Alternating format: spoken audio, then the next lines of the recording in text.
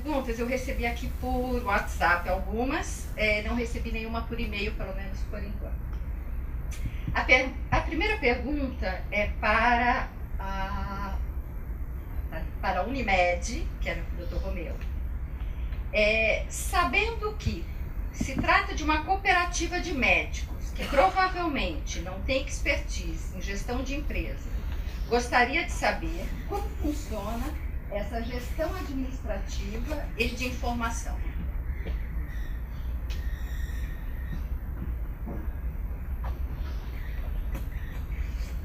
Bom, já foi? Foi. Boa tarde. Deixa eu... Acho que por acaso está tendo uma interferência. Bom, boa tarde. Deixa eu apresentar rapidamente. Sou superintendente de marketing da História da G. Dei aula há 12 anos, então a voz vai. Mas se não chegar, avisa. Na verdade, a gestão, por se tratar de uma cooperativa, indo direto à resposta, assim, existe um corpo diretivo, que aí são os cooperados que são eleitos, como o Romeu falou aqui, por 4 anos, e existe o corpo executivo. Então, hoje começamos com 3, hoje somos 4 superintendentes, que efetivamente têm uma carreira corporativa de muitos anos no mercado, e nós, assim, a gestão, todas as diretrizes, coisa e tal, parte desse corpo diretivo, mas o corpo executivo está ali para auxiliar no dia a dia na gestão efetiva da empresa. Então, eu acho que a forma como a gente trabalha existe uma sinergia muito grande, tá? E, enfim, a gente tem conseguido com isso alcançar lá bons objetivos. Acho que está respondido. Tem uma outra derivada, o que vocês não fariam, ou seja, não repetiriam se tivessem essa oportunidade. Patrocinar o Fluminense. Aí pode falar que na verdade assim, não faria assim, em na gestão passada. Eu posso até falar um pouco com propriedade sobre isso, porque eu participei durante 11 anos da antiga gestão, saí da empresa, fiquei 3 anos fora e retornei por um convite do Romeu. Foi até uma decisão difícil, porque quando você vira a chave, voltar é uma coisa um pouco complicada. No primeiro dia que eu voltei para a empresa, eu nem saía da minha sala, porque eu me sentia mal andando pela empresa. Eu acho que, na verdade, assim, por ser uma cooperativa, existiram 2 grandes problemas ali, no meu entender. Um foi o desequilíbrio financeiro em relação ao que deveria ser foco e o que não era. A Unimed, ela quase virou, e aí vai ser até uma coisa meio contraditória falar isso como superintendente de marketing, mas ela quase virou uma empresa de marketing esportivo e não uma empresa de saúde. Então houve um desequilíbrio no foco, tá? E outro, uma questão política. É uma cooperativa. A cada 4 anos se elege uma nova gestão. Então boa parte do tempo deveria estar sendo gasto para fazer a gestão da empresa era gasto política, o que absolutamente não é feito hoje. Eu acho que, pelo que eu vi aqui, muitas pessoas aqui conhecem pessoalmente o Romeu, e o Romeu é o cara, quando a gente chega para falar com ele sobre política, ele fala: estou aqui para fazer gestão. Assim, eu não tenho nenhum interesse, ele fala isso abertamente nas assembleias, eu não tenho nenhum interesse em ter uma permanência aqui por vários anos. O meu interesse, o meu foco é salvar a empresa. Então isso tornou a gestão, nesse segundo momento, pelo menos para mim, e para a empresa de uma forma geral, muito tranquila. Então eu acho que o que não deveria ser feito, e é o que ele falou assim, e todos aqui falaram a mesma coisa, é quando você tira o foco do que é o seu core business. Tirou a chance de afundar, é absurdo. E o mais importante nisso é que você, de tempos em tempos, pare e reavalie o que é o seu core business, porque às vezes ele muda. Esse é o grande segredo. Se as empresas não souberem fazer isso, de tempos em tempos parar e pensar no que ela está fazendo, qual é o core business dela, em algum momento ela pode ser surpreendida e falar assim: eu estou fora do negócio. e já saiu há 6, 7 meses, há um ano. Então, eu acho que o caminho é esse. Muito obrigada, Mauro. A próxima pergunta é para Rio Tour, Marcos do Rio. Qual é a estratégia de divulgação do Rio de janeiro a janeiro? Quem perguntou disso. Como podemos contribuir? Na verdade, a gente saiu essa notícia ontem, inclusive, no jornal, que a gente conseguiu, junto ao Ministério do Turismo, 25 milhões para divulgação da cidade. Tá? A estratégia principal é atingir primeiro o turista nacional. Por quê? Porque ele tem um retorno mais rápido e ele pode vir mais vezes para o Rio de Janeiro. Nosso foco principal, primeiro, São Paulo, interior de São Paulo, Minas e Sul. São os nossos maiores objetivos, né, de polos do que a gente recebe. Né. Internacionalmente, a gente vai fazer um trabalho, mas o trabalho vai ser mais a longo prazo. Por quê?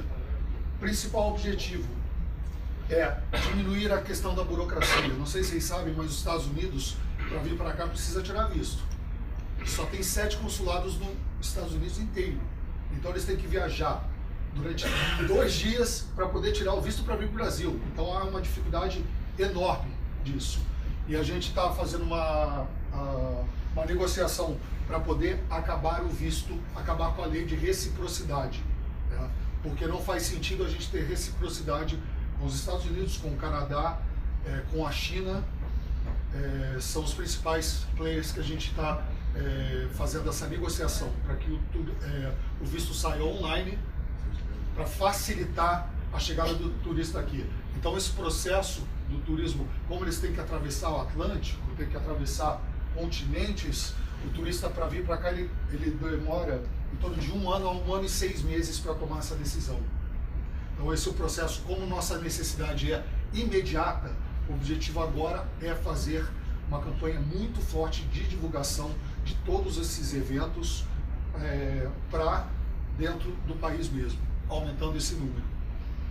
Perfeito. Obrigada, Márcio. A próxima pergunta que a gente recebeu aqui é para o Paulo. Só terminando, desculpa, eu não respondi uma coisa. Como ajudar? Gente, agenda positiva. A coisa que mais pode ajudar o Rio de Janeiro hoje é notícia boa. Quanto mais notícias boas nós pudermos divulgar para diminuir essa necessidade de tiro no pé que a nossa própria mídia acaba dando, né? Quanto mais a gente conseguir fazer isso, vai melhorar para todo mundo. A verdade é ser o embaixador do Rio, né? Assim, no sentido de divulgar. Exatamente. Embaixador da marca Rio, né? O carioca, ele fala mal do Rio para o outro carioca, mas ele não deixa que o paulista fale mal do Rio. Basicamente isso. E é isso que a gente precisa realmente fazer. Obrigada, Ana. Paulo, gostaria de ouvir do Paulo Canoa como ele enxerga o impacto das leis de terceirização e flexibilização trabalhista nas estratégias das organizações, especialmente no contexto de reaquecimento das atividades produtivas no Brasil. Bem, eu acho que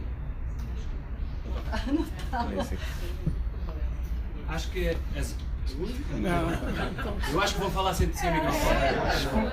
Eu entendo as alterações legislativas que ocorreram este ano, e houve 2 momentos importantes. O primeiro foi em março, com a alteração da lei do trabalho temporário, e que também legislou alguma coisa sobre a terceirização, e agora esta mais recente em junho, mas que vai entrar em vigor apenas no dia 11 de novembro, deram passos importantes na legislação trabalhista. Por exemplo, no trabalho temporário, permitindo que as empresas contratem por mais motivos o trabalho temporário e que contratem as pessoas por períodos mais alargados. E isso é provado em todas as economias, que os países onde o trabalho temporário é utilizado com maior percentagem são os países onde conseguem fazer mais rapidamente a transferência entre ciclos económicos baixos para ciclos económicos de desenvolvimento e, ao mesmo tempo, refletir isso na redução do desemprego. Portanto, acredito que são passos importantes. Permitir que as empresas contratem o trabalho temporário noutros motivos e por períodos mais alargados é importante. Depois, a reforma trabalhista é maior, também dá passos importantes.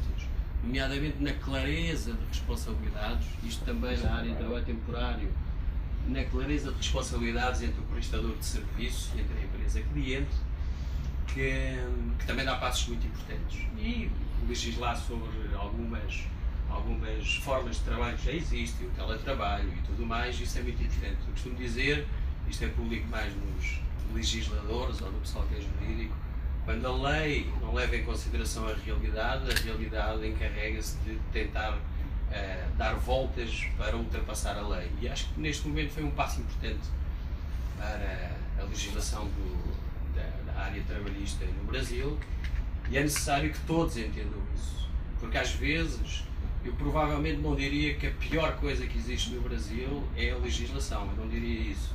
O pior que existe é a interpretação que é feita da legislação, porque temos vários juízes que interpretam de uma forma, temos os inspectores do trabalho que interpretam de outra, então é preciso criar debate público, sério, para verificar o que é que realmente deve ser feito na legislação trabalhista para enquadrar com os novos desafios da realidade do mundo de hoje, que, como já vimos, muda do dia para a noite. Perfeito, obrigada. A próxima pergunta é para o Vanderlei. Vanderlei, na sua opinião, qual a sua opinião sobre a diferença de comprometimento do Conselho Consultivo para o Conselho Administrativo? E ainda tem, de que forma uma empresa pode, de fato, fazer o conselheiro ser realmente engajado, mesmo não tendo participação na empresa? Duas ótimas perguntas, né? Obrigado por quem formulou. Primeiro, sem dúvida, o conselheiro administrativo que está no contrato tem um nível de compromisso maior, até porque ele tem uma responsabilidade fiduciária, quer dizer, ele pode responder com seus bens, ele pode ser incriminado, como a gente viu agora com os conselheiros, né? Lá da empresa que teve lá o derramamento lá da lama e tal. Então, enfim, tudo isso leva a que o Conselho Consultivo, ele, embora tenha um escopo de trabalho parecido, quer dizer, ele vai abordar aquilo que eu tentei colocar naquela tríade, né, a estratégia, a liderança, a saúde da empresa, entrar na cultura, nos sistemas, etc. e tal, mas ele tem uma diferença realmente de responsabilidade. Segundo, normalmente o conselheiro consultivo, ele acaba também levando um pouco de trabalho para casa, ele age um pouco como consultor, né? Ele tem um pouquinho mais de hands-on, né? Em termos de elaborar coisas do que o conselheiro de administração. Portanto, tem diferenças cruciais. O que se costuma fazer, na medida de que existe uma evolução de governança, é uma empresa começar com um conselho consultivo. Isso é muito comum, já presenciei, até ajudei a montar conselhos consultivos que ao longo do tempo se transformaram em conselhos de administração, né? Onde existe uma visibilidade muito maior para a empresa, ela ganha aspectos de crédito, né, junto ao mercado financeiro e etc. Ele tem vários benefícios, né, e sem dúvida nenhuma para o conselheiro é bom que ele esteja preparado para os dois cenários. Eu acho que isso é uma coisa, né? A segunda pergunta era, desculpa, de que forma uma empresa pode de fato fazer o conselheiro ser realmente engajado, mesmo não tendo participação na empresa? Então, acho que aí uma das coisas importantes é que eu também tenho observado isso e tenho preconizado, né, que da mesma forma que uma empresa tem uma área dita RH, talvez, né, a gente já está fora de moda, falar de gente gestão, né, que tenta se preocupar com o desenvolvimento, né, do colaborador, ainda é incipiente a empresa que tenha a preocupação de se preocupar em desenvolver seu board, né? Então acho que esse aspecto de desenvolvimento do board, ele pode trazer esse engajamento mesmo para um conselheiro consultivo. E o que se está falando aí de aspecto de desenvolver o board? Tem várias ações, né? Primeiro é a avaliação de desempenho do conselheiro. Quer dizer, acho que isso tem que tomar parte de uma agenda anual, cíclica, né? Eu tenho feito isso em algumas das empresas, é muito rico. A gente faz individual, às vezes faz 180, faz em conjunto, como o board como um todo, como é que o board como um todo está evoluindo, a gente avalia isso. A outra coisa são eventos sociais, né, que o conselheiro participe dentro da empresa, quer dizer, participar dos eventos da empresa, ter oportunidade de sentar, almoçar, jantar. Muitas vezes o conselheiro está, como eu, em 4, 5, 6 conselhos diferentes, então tem que ter a oportunidade de estar sentando junto, isso aumenta o engajamento. Outra coisa importante é que o conselheiro também tenha a oportunidade de ter um aprendizado sobre a empresa, né, em momentos fora das reuniões de conselho, ou seja, onde ele pode estar sentando para poder fazer um curso, assistir uma palestra, participar de um evento como esse, em nome da empresa, com todo o board presente, né, enfim, e também ter a sua, no caso de um conselho consultivo, né, onde ele teria que aumentar o engajamento, ele ter a oportunidade de, aquilo que eu preconizei, né, de ele estar junto a clientes, estar junto a fornecedores, estar junto ao público, né, aos públicos da empresa, aos colaboradores, né, tentando entender e fazer a voz desses públicos estarem presentes. Isso aumenta muito o nível de engajamento do conselheiro. Então, são práticas que eu vejo ainda, infelizmente, incipientes na maioria das empresas, até porque o Brasil é incipiente em uma série de coisas, né? Infelizmente, nós estamos, como eu dei o exemplo, né, da diferença de número de conselheiros certificados Brasil e Reino Unido, é só um dos pequenos exemplos, tem vários outros, né? E assim por diante. Mas há práticas que dá para fazer esse engajamento melhorar, e até práticas de remuneração variável, o que também tem sido feito tanto em conselho de administração como de consultivos, né? Quanto maior o escopo, né, da função como direção, no caso do Board of Directors, né, tem um escopo muito grande, então é melhor que ele tenha uma remuneração variável vinculado mais a objetivos de longo prazo, diferentes da remuneração do CEO, que deveria ser um misto de curto e longo prazo, e diferente do pessoal mais operacional, que deveria ter mais uma remuneração vinculada a curto prazo, né. Essas são as melhores práticas, né, que eu poderia dizer, que a gente tem estudado e visto por aí. Agora para o Jorge, tem uma pergunta. Qual é o limite ético na captura de dados dos consumidores? Bom, Você tem outro? Na verdade, como eu falei, não existe lanche de graça, né? Ou seja, na medida que você, pegar um exemplo, né, faz utilização de um Gmail, né, gratuito, na verdade você está dando permissão para as empresas utilizarem os seus dados. Então, tudo aquilo que é captura de dados de forma ilegal, sem a permissão, né, eticamente falando e legalmente falando, é proibido. Tem empresas que fazem, a gente sabe que infelizmente, né, esse mercado ele naturalmente vai se regulando e você vai coibindo essas práticas. Agora, a partir do momento que você faz acesso a um Facebook, você não paga nada pelo Facebook, você está compartilhando a sua vida ali de livre, espontânea vontade. Então, a captura de dados, na medida que ela ocorre de forma espontânea e através de uma troca, de uma prestação de serviço, ela é legal. A questão toda é, primeiro, se esse contrato que você estabelece com os prestadores de serviços, né, no mundo digital, se as pessoas têm consciência daquilo que você está dando, né? Então, na hora que você usa um Waze, o Waze está rastreando e mapeando aonde você vai, onde você vai e como você vai. Na hora que você utiliza um e-mail, na hora que você utiliza uma ferramenta de rede social, você está partilhando, na hora que você instala um aplicativo de mensageria no seu telefone, quando você clica ali, você está abrindo a sua agenda, você está dizendo com quem você se relaciona. Tudo isso são informações públicas que, desde que sejam de comum acordo, não há um conflito ético. O grande problema é quando você faz isso de forma ilegal ou antieticamente falando. É o famoso, tudo que é combinado não custa caro. Exatamente. Né? Jorge, tem mais uma para aproveitar. Tá bom, Que aí para você. É o seguinte. Na sua visão, as mídias digitais substituem canais tradicionais como jornal, rádio, TV, para qualquer público, inclusive público CD? Depende. Depende em função qual é o objetivo, né? Então, sempre quando a gente, né, recebe esse tipo de pergunta, de questionamento, eu costumo responder com uma outra pergunta, né? Qual é o seu objetivo? Você está querendo fazer um investimento em publicidade visando que público, visando que mercado, que produto quais são os objetivos, porque em função dos objetivos da empresa, você vai montar a melhor estratégia de marketing, que pode envolver, sim, as mídias tradicionais, como eu mostrei aqui antes. Não é que as mídias, esses canais vão desaparecer, eles vão se tornar nichos, né? Então, quando a televisão, né, advento da televisão, o cinema vai morrer. O cinema não morreu, continua existindo. Quando apareceu o DVD, né, também vai morrer. Não. Então você tem mídias continuamente acontecendo, e a mídia digital ela é uma realidade, ela veio para ficar, ela está ganhando corpo, ganhando espaço, mas um plano de marketing bem estruturado, dependendo do objetivo, ele partilha de diversos canais, visando isso. E mesmo o público C&D, como colocado na pergunta, ele ainda tem hábitos e consumos que você consegue impactar ele com diversos canais.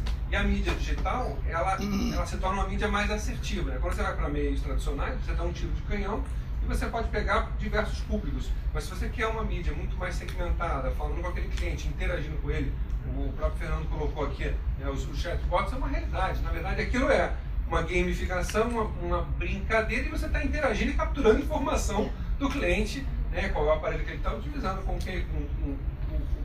os hábitos e as necessidades dele. Então, eu acho que tudo isso forma a estratégia e o plano de marketing mais robusto, mas com certeza a mídia digital ela é mais efetiva no cenário que a gente tem hoje de restrição de recursos e tudo prova mais. é a quantidade de pessoas com celular e que tem Facebook e que são impactadas, né? Independente de Facebook, de redes sociais, hoje você consegue interagir em diversos momentos, né? Ou seja, com a rede social, com o e-mail, com os WhatsApps, com as listas, com e-mail marketing, né? Não pense que e-mail marketing morreu, é uma realidade enorme.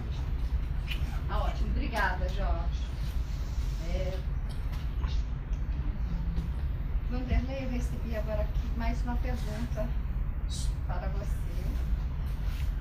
Pelo WhatsApp.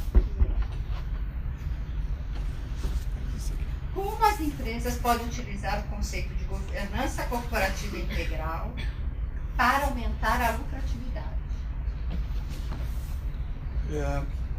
A ideia da governança integral, né, ela parte do pressuposto, como a gente colocou lá conceitualmente de ômega, né, de que você começa a encarar os paradigmas que a gente tem hoje na empresa, principalmente em relação ao homem, a sua capacidade de trabalho, a sua visão de como é que é o processo de trabalho, de propósito organizacional, etc. e tal, para romper, né, esses presilhas, né, que seguram muito a força de um time e fazer com que ele trabalhe em prol, né, de um objetivo maior. Acho que esse talvez seja a essência da coisa. Vamos dar um exemplo prático. Eu também dou aula, né, e costumo fazer um exercício com o pessoal, eu dou aula de liderança. Eu faço um exercício que a gente pega uma solução de problemas, né, uma turma e resolve o problema individualmente. A gente se reúne em grupos, passam o mesmo problema, né, para ver as respostas, e eles debatem as respostas em grupo e assumem novas respostas. Invariavelmente, em grupo, a resposta ou é igual ou ligeiramente superior às notas médias daquela resolução daquele problema.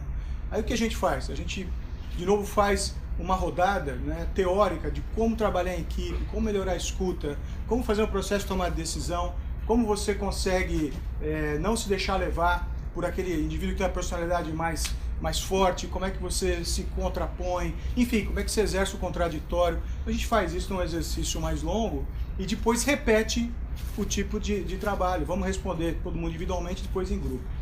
E aí a média, talvez com centenas de casos que eu tenho documentado, a média de resposta certa aumenta 38%.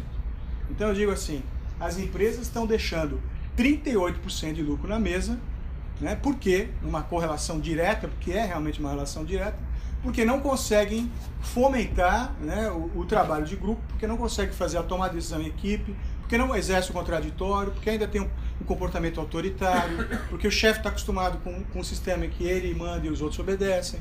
Então, quer dizer, isso é muito claro, né, quando a gente começa a trabalhar, né, com essa ideia de integral, a ideia de você ouvir, a ideia de você ver o que os públicos trazem, a ideia de você trabalhar um sistema que por si só consegue gerar esse movimento em prol de um propósito que, consequentemente, traz um resultado financeiro. Quer dizer, O grande ponto que a gente trabalha na governança integral, além de tudo isso, é a ideia de que resultado é mais amplo. Então, o que é um resultado? Por exemplo, naquela empresa que eu citei, que estava quebrando, o resultado não era aumentar o lucro líquido, era impossível, não tinha lucro líquido. O resultado era a empresa não quebrar, e ela não quebrando era um excelente resultado. Então, é preciso redefinir o que é resultado, levando em consideração uma série de outras variáveis e, obviamente, o financeiro vai ser uma consequência muito positiva quando você vê a coisa de uma forma integral. Obrigada. Eu vou ver aqui uma última questão, até para a gente não avançar muito no tempo, para vocês, Fernando. A pergunta é: qual o retorno para as empresas a curto prazo que elas têm quando elas investem num chatbot e nesse tipo de ação de marketing? Então, assim, a pergunta: qual o retorno para as empresas a curto prazo quando elas investem num chatbot nesse tipo de ação? Qual é o retorno que elas têm? Eu vou responder com um exemplo que eu acho que vai ficar mais fácil, porque vai variar muito essa resposta. Não tem uma regra certa de como é que vai ser o retorno, porque tem todo um planejamento de uma ação, tem um propósito dela e tal. O case da Coca-Cola que a gente mostrou ali, de você poder fazer garrafinhas customizadas, essas garrafinhas customizadas eram a campanha de Natal da Coca-Cola. Tá? A gente teve 260 mil pessoas que criaram essas garrafas e a gente teve 460 mil compartilhamentos dessas garrafinhas na timeline do Facebook. Isso significa o seguinte: quando uma pessoa ela cria uma peça e ela mesma compartilha, ela imprime isso para toda a rede dela. Diferente de marcas que, quando compram uma campanha de mídia no Facebook, você tem que comprar para você poder impulsionar essa sua campanha. Essa mídia, que é uma mídia espontânea, que é a Earned Media, ela é a mídia mais valiosa que tem. Então, o que acontece é que, para a Coca-Cola, nesse caso, o retorno ele foi espantoso, porque essa mídia foi uma mídia que chegou de forma gratuita, né? No caso do Rock in Rio, a gente usou o bot, apesar de ter as missões ali, ele tinha áreas do bot que eram áreas para saber do line-up, como chegar, o que você pode levar. Então a ideia ali era uma diminuição no custo de atendimento. Então, na verdade, o retorno ali dá na redução do custo de atendimento. Ou seja, conforme o tipo de ação que você faz, você vai ter uma variação gigante, você vai ter resultados diferentes. Não tem uma fórmula que vai servir de sucesso para tudo, e a gente já viu coisas que deram muito certo e coisas que deram muito errado. Como tudo que é inovador, tem uma história de você aprender testando. E eu acho que isso é muito importante. Essa é uma cultura que tem a ver com a atualidade, que ela era diferente de quando eu estava na escola ou mesmo quando eu entrei na faculdade. A gente não era permitido errar. Errar era muito feio. Hoje em dia, as empresas que dão certo, a cultura do erro, ela é muito mais presente. Então você faz, você erra rápido, você corrige rápido e você faz de novo. Isso é muito melhor do que ficar anos planejando, porque se você errou numa hipótese, essa hipótese que você errou pode ter comprometido um ano inteiro da tua vida. Então é isso, o mundo muda rápido, a gente tem que aprender rápido, errar rápido e consertar rápido. Perfeito, obrigada. Deixa eu só complementar aqui uma coisa, achei muito interessante a sua intervenção. Eu assisti a uma palestra há coisa de 2 anos na Europa, e onde estava o Project Manager do Google Glass. E ele foi fazer a apresentação com uma t-shirt dizendo "Fail More". Que de facto é assim que se aprende. Mas eu só queria terminar aqui assim, é quase como uma provocação a talvez o mote para um próximo evento da Triva. Eu perguntava aqui ao Fernando: quando tudo for substituído, ou 70% dos empregos foram substituídos por robôzinhos, quem é que vai encomendar as pizzas? Onde é que vai haver poder de compra para se comprar? Pode ser o mote de uma próxima. Eu acho que a gente já passou por uma revolução industrial e todo mundo sobreviveu, né? Eu acho que é isso que está vivendo de novo. A gente vai começar a ter empregos totalmente diferentes. E eu espero que sejam mais divertidos. Com certeza. Bom, agradeço a todos os palestrantes, a todos que enviaram perguntas. Eu ainda tenho algumas perguntas aqui, mas não vai dar para a gente responder pelo avançar da hora. Todas as perguntas e todo o conteúdo vai estar disponível no site da Triever até o final da semana. E agora a gente vai fazer o sorteio do livro do Vanderlei. Autografado, né, Vanderlei? Tá fechado. É o livro A Reinvenção da Empresa, do Vanderlei. Eu que você vocês são neutros. Dá pro Vanderlei sortear o livro dele, ó. Ele vai esperar. As cegas, hein?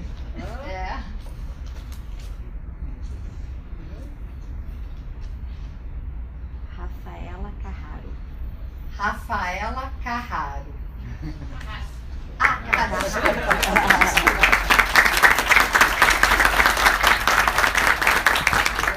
Obrigada. Eu ainda falei pra ele no intervalo que eu ia ganhar o livro.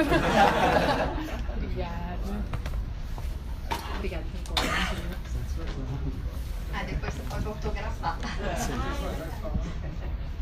Bom, a gente encerrou o painel, estamos chegando ao final do evento. Espero que os temas tratados aqui tenham atendido aí a expectativa de vocês. A ideia é que o Rio Bicho continue, que a gente tenha aí o próximo Rio Bicho, em 2018, junto com o calendário aí da prefeitura. A gente vai enviar nesses próximos dias uma pesquisa para vocês por e-mail de avaliação. É super importante para a gente esse retorno, até para a gente entender novos caminhos para os próximos eventos. Agradecemos especialmente os palestrantes que estiveram aqui o tempo todo conosco. Tenham um ótimo dia e até o próximo.